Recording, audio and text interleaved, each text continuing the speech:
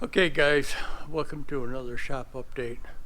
I probably put in the description of the introduction of this video of about the snowstorm in Hamburg. It's not clickbait, and there's a reason why that lift is sitting against the overhead door. So let me get into a couple of other things first, and then I'll bring you back and we'll talk about the snowstorm and the state's response to it, and the snowstorm being kind of typical for my area. So let me get into some other things that I have done over the past month or so in the shop, and I'll bring you back to that. Up there in the right hand corner, beside the fuel tank, is that black box. What it is a third battery.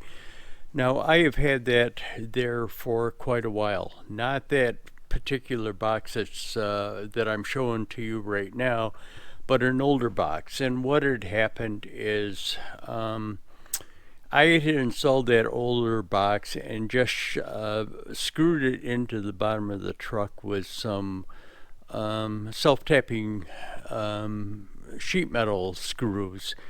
And what happened over time of the truck bouncing, stopping and starting, those screws had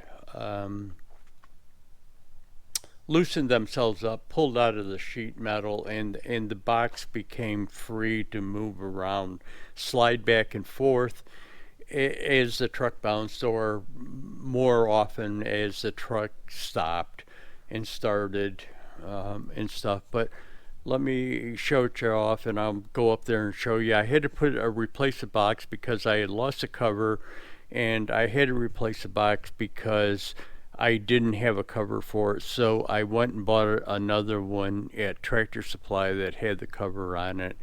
And I'll explain that more as I show it to you in detail. So here is the top of the box. One of the things that had happened, originally it had been wired with a 3-aught battery. I'm just going to put this little clip in here. If somebody wants to know how it's wired, I'm pretty sure that I had put a video out a long time ago when I originally did this, installed the third battery. But if somebody wants to know how it's wired, what that new cable does, or the old cable did before the insulation got burned off of it, it goes to a power inverter that's mounted underneath my back seat. So that power inverter has a cable, a 4-aught cable, that goes from the battery in under the hood back to the inverter. And then that third battery now has a 2-aught cable that goes from the battery to the inverter. So the battery is actually feeding the inverter, but is also back feeding into the normal battery system for the... Why I had to replace one of the cables is when I told you the box loosened up before, it shifted forward and actually rubbed the wire against the exhaust pipe, and had the cable and the insulation that I had around it melted off, so I had to end up replacing that cable. Well, the problem is when I went to replace the cable, I tried to find 3-aught wire and couldn't find it. So ended up buying was it 3-aught? 4-aught. It was 4-aught. Ended up having to get a piece of 2-aught cable to use for the positive side of it, to go back into the truck. But anyways, I bolted, instead of screwing it down with the self-tapping sheet metal screws, is what I did is bolted it right through the bed of the truck with bolts and nuts on it. You keep it in place. Now, they had given you a strap that went around it, and what it did was like a buckle strap that would hold the top on. I just used bungee cords because I actually put the whole thing in place with forgetting to put the strap underneath it before I bolted it down. Didn't want to take it apart, so I found these bungee cords, or had these bungee cords that will hold the thing on tight enough to keep it in place there. So that's that. Just a shot of the light off of the back of my Ram 3500. In the back of when you have dualies, because of the width of the fenders, it falls under the DOT regulations that you're supposed to have those 3 marker lights in the back. That's what they provided. I replaced this thing twice on the Ram, and what happens is these things break, or they're not really molded right, and the connectors, the light bulb connectors in them, come out. I think I've got one here. That's it. That's a connector. And what happens is the connector or this housing breaks and the light falls out. And again, I've replaced it twice. So what I did is I went and put 3 of the, I call them button lights. They're made by Truck Light. They're 3/4 inch diameter LED lights, and I just drilled where this sits onto the flange of, what I'll do is I'll show it to you, where it sits on the flange of the body panels for the box of the truck. I just, instead of having this mounted over, I just drilled 3 holes through it and put the grommets in and put them button lights in. But I'll show you a quick shot of it. What I'm going to do is wire the wiring harness, because those button lights have bullet type connectors on them, so I'm just going to wire that harness up so that it feeds all of the bullet connectors. That's a shot of the 3 of them that I put in there. You know, this is probably days, maybe even a week or more later after I shot that clip about having to install those 3 lights in the back of the truck. But there they are on. I forgot to film it after I did it or got them up and wired. I know that I showed them to you while they were in there, but not wired yet. So there they are, on and wired logically. But anyways, I'm going to shut them off, and I'm just going to show you something else briefly about the truck too. Over here at the welding table, and this little L bracket here is off of my Ram. It held the stacks on. What happened, and a while ago, probably over a year ago, the bracket on the driver's side, left-hand side of the truck, that holds the stack in place, broke. And I tried to get a bracket for it, couldn't get it. But the one, I fixed it. What I did is welded it and then just put it back in. The one on the right-hand side of the truck broke also, and what it is, I think it's stainless steel. It was chrome plated, or it's polished stainless steel, but it broke. What I did is re-welded it and painted it with some header paint, flame retardant paint, because I can't get one. I did look. I went to the guy, a local guy that deals with this stuff, and he couldn't get one. And I looked online. I couldn't find any place that had these things. So what it does is, I'll show it to you later, but what it does is it attaches to the bed of the truck, and this arm goes up into a clamp that's on the stack, a chrome-plated clamp that's on the stack. So I'll show it to you when it's done. But again, I couldn't get one. Originally, this thing had a it was a bolt that was welded in place. It didn't have a bolt head on it. It had a flat head on it, but it was welded in place, and it broke off. And that's why what I had to do is drill that thing out. Well, I got it. This is the top part of the bracket. You can see that I put like an anodized bolt in there. I didn't have anything stainless steel, but I put an anodized bolt in there. So this is the top part of the bracket.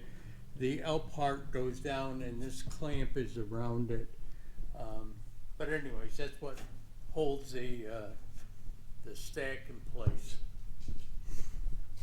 Same thing is on the other side, which I replaced a year ago, as I had said.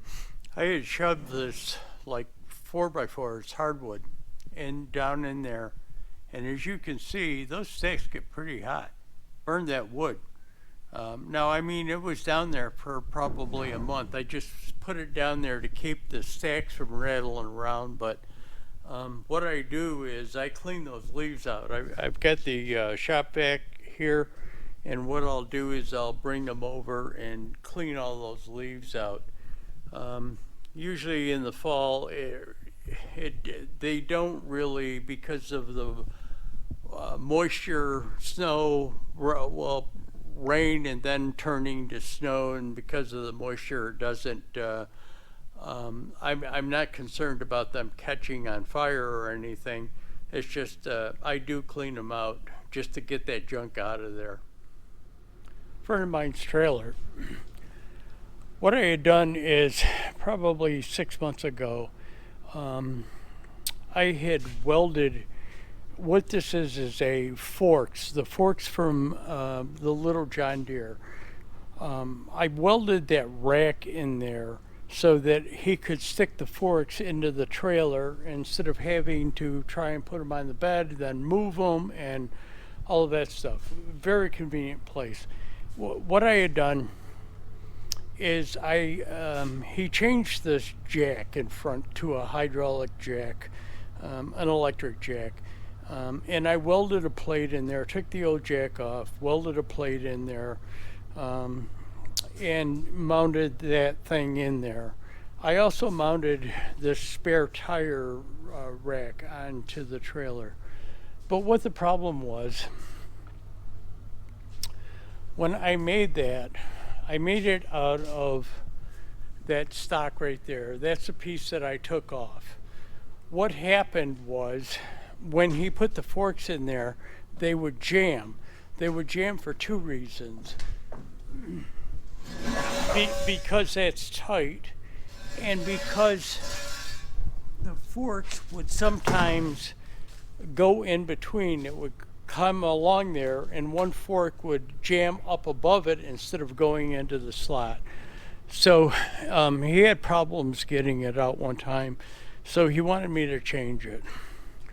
So here's the other story. So I go to metal supermarkets and I says, listen, I need a piece of 5-inch by 3-inch tube steel, rectangular tube steel.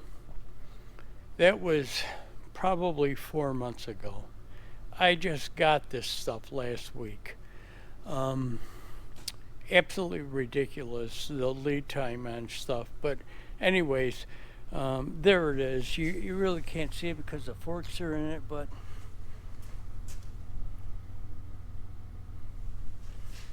goes underneath the trailer 4 feet, and it's braced in the back or in the middle towards the end of it. But anyways, I just thought I'd show that to you. Okay, the snowstorm. As you probably heard on the news, now a lot of stations reported it was Buffalo. It really wasn't Buffalo. Buffalo got some snow. I'm not really sure how much. I live in Hamburg, and Hamburg was the hardest hit, not by much, by an inch. Orchard Park got an inch less.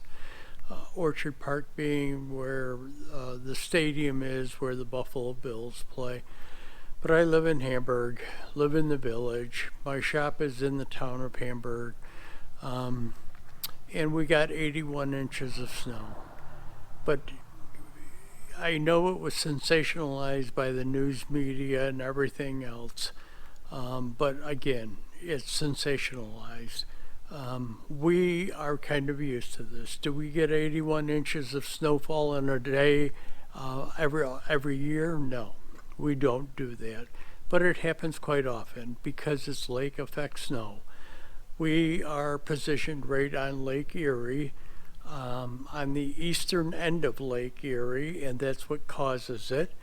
And what happens is storms will come across open water for hundreds of miles and dump snow when it's cold out onto us. So this happens quite often. The last time it happened was probably maybe 6, 7 years ago. We got 5 feet of snow in a day. So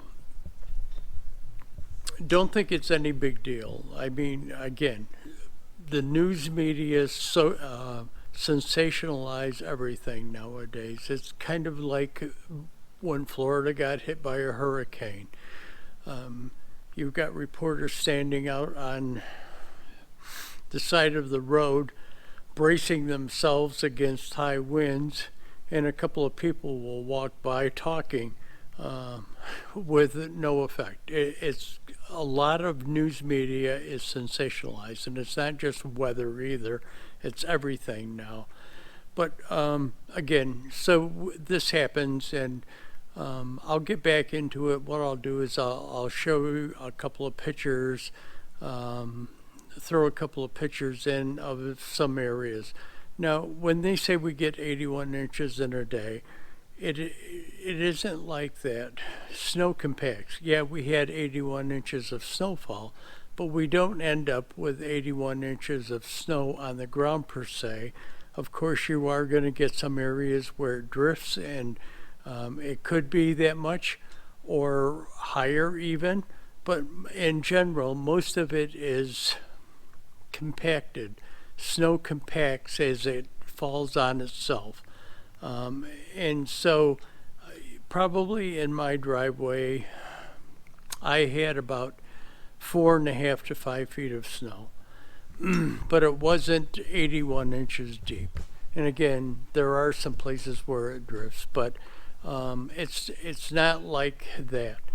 Again, I'll throw some pictures up here, but there's other things that go along with this whole thing, the whole fiasco of traffic. So let me throw some pictures up. What I'll do is maybe I'll take a walk out back, just show you what's remaining. There is not much snow remaining because it's been warm. We had that problem. We had the snowfall, and it was kind of, well, there's a lot. Let me take you out back. I'll show you what's left of it, but there's not a lot left of it because, again, it warmed up, and it's that happened over a week ago, and it's been warm ever since then, so a lot of it has melted. But anyways, I'll bring you back. Okay, I'm going to throw a voiceover in here. This is me removing the tractor from the shop. And what I had to do is get this tractor to my house to be able to plow out my driveway with it. I have a house that's got a shared driveway, and I needed that to get it out. This is the snow on the roof of the shop as I was coming back with the tractor. What I'm going to do now is I'm just going to walk around the shop, show you some things while I talk. I'm going to probably throw some pictures up in here right now. What the biggest problem was with this snowstorm, biggest problem this year from previous years, is the administration of the state. Not only the administration of the state, but the workforce that we have, or the people that don't want to work. We have an issue with towns, villages in the state in New York of not being able to get people to work, to drive trucks, to drive snowplows. Not being able to hire them, not being able to get people that are currently employed to come in and do it. They want to just stay home or do something else, take time off, but they don't want to work. When I said the administration of the state, we knew that this storm was coming. Actually, the governor, and I hesitate to even call her a governor, the woman is just an idiot, but she declared a state of emergency in this state before the storm got here. She planned on having the thruway shut down the night before the storm was supposed to come, from 4 o'clock in the afternoon up in through Saturday. Now, she wanted it shut down for commercial vehicles. She was going to let four-wheelers or ordinary average citizens drive on the thruway, but she didn't want commercial vehicles on the thruway. Now, even before she did this, I knew that she should have allowed commercial vehicles on the thruway and disallowed the average people. Usually the commercial vehicles have much more ability to drive through hazardous and snowy conditions than four-wheelers. Not saying people that know how to drive and have four-wheel drive vehicles couldn't have got through, but in general, commercial trucks are able to get through better. But she banned commercial trucks from the thruway and let the average citizen go out there. What the problem was, it was never implemented. All of this time that it was supposed to be banned, nobody stopped commercial vehicles from going down there or any vehicles from going down the thruway. And it got into a big part of the snowstorm, and they were still open. And now they closed it and brought people off on the Hamburg exit.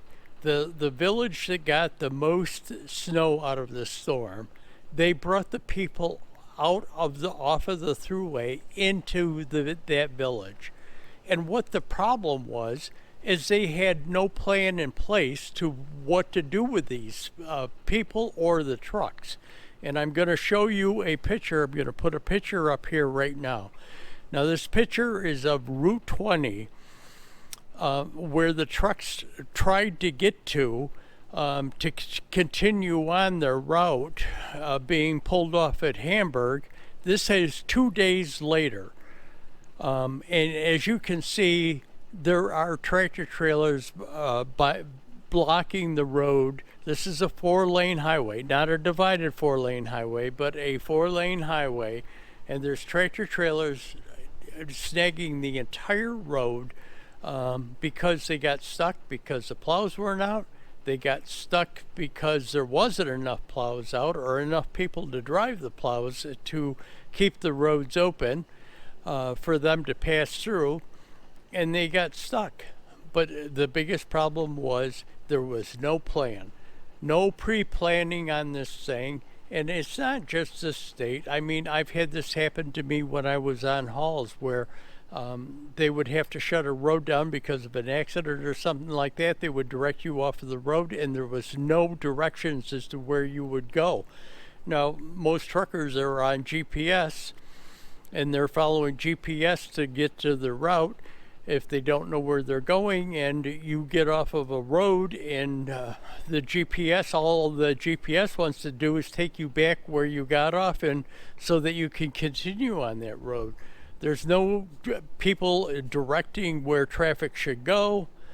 But anyways, so I just thought I'd throw that up there. So here's my trailer. What I did is I had come out here probably about 2 days ago and started shoveling it off. I just shoveled off past on the side, and like every 6 feet, I would shovel a thing in there, and knowing that it was going to be a little warmer, it would melt off. So it will melt off eventually and get out of there. But a lot of the snow is melted. Here's some of the drifts or piles from plowing the parking lot, and they're only about 7 feet high now. So, but anyways, that's gonna do it for this video. Thanks for watching. Hit that like button, subscribe.